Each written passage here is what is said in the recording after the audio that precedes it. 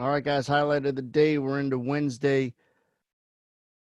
I always got to look at my phone for the date. 21st of August. Middle of the week. Bullish gap open higher. If you start to run up after a gap, it's on a gap open higher officially. It was just a 1% better open.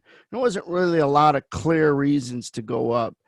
And we had a 50% bullish, 50% neutral pull going into the session, which makes sense. And if you don't kind of go up somewhat quick, you might have to shake out, guys, when you gap open or when you have a big, better than expected open or whatever, because you get a lot of people that are playing it long and then they say, oh, no, it's not going. And they all start jumping to the exits. I become part of that.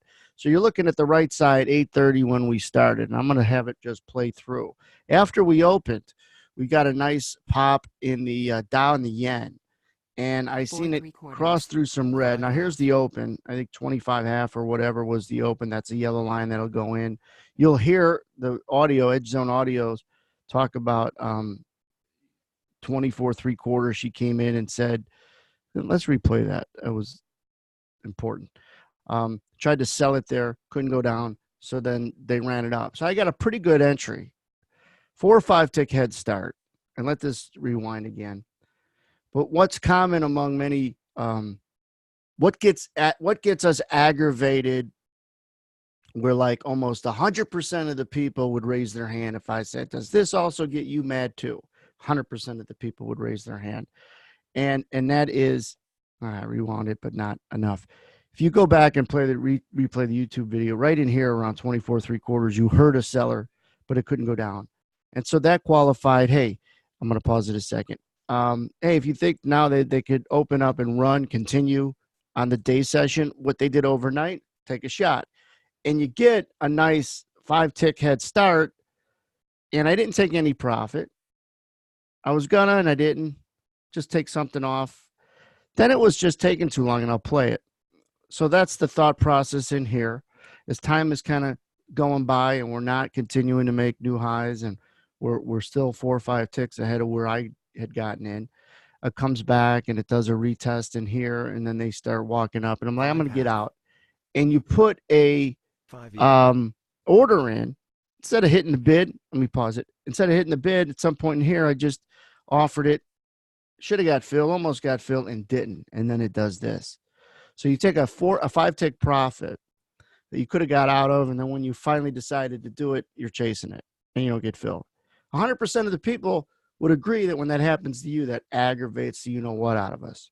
When you almost get filled for either a winner or a small loser or a scratch, wham, and then it goes, and now you're chasing it. You turn a decent winner or an okay winner, or just a winner, into a loser. So a 4-tick winner to a 2 or 3 tick loser is a 7-tick swing.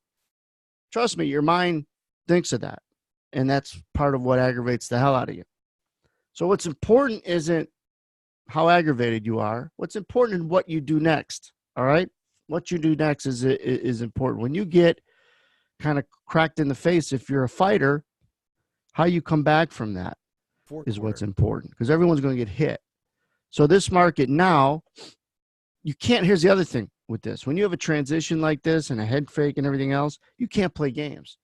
I got out for a small loser, or I would, if I would have just stayed in this trade. A lot of people let that anger and let almost getting filled up here say, oh, yeah, I almost got filled, so I'll let this thing come down. I'll just wait. Next thing you know, it's now 4 or 5 points against them. Turn into a catastrophe. Remember, trades are stupid, right? Don't fall in love with them. When I help people learn to trade, I send you out to pick up a girl. I don't want you to marry her. That's what I tell people. Or send out girls to pick up a guy. Don't marry him, though. So let's go and continue to play this. And you could see where it gets fast on the way down. The middle of this box works as overhead resistance, right? And then there was a moment where you went from bullish, or I did, and to bearish, because 24s were bought at the bottom of a box, and it couldn't go up. And that helped move us right. No, that's a seller. That helped move us lower to the 21.75s, which at the time were the regular trading session low, became a swing low, and then we re-rallied. But there was an opportunity right in here where buying came in and it couldn't go up at the bottom of what's becoming the range. You asked me, what do you mean becoming the range? This is some congestion, right? One rotation, 2, 3, 4. So you could see the bottom of the range beginning to form. There it is, 24 even. And I had said live that this is a moment where these guys could be stuck long. And so the market was able to run down. So I was able to get back that anger, because if I let the anger continue, all right, let me pause it. If I let the anger continue in here from this, then I would have missed something that I want to take there. Now you're really mad, right? You let a winner turn to a loser, then you missed a winner. Think about that swing. You'd have just taken your 4 tick because it was taking too long. Now you're up 4, confidence to take this one. And now this is a 2-point winner and you're up 8. Now you're up 12 times the amount of contracts that you have on equals a decent day, right? Decent 5 minutes, decent, start, all that stuff.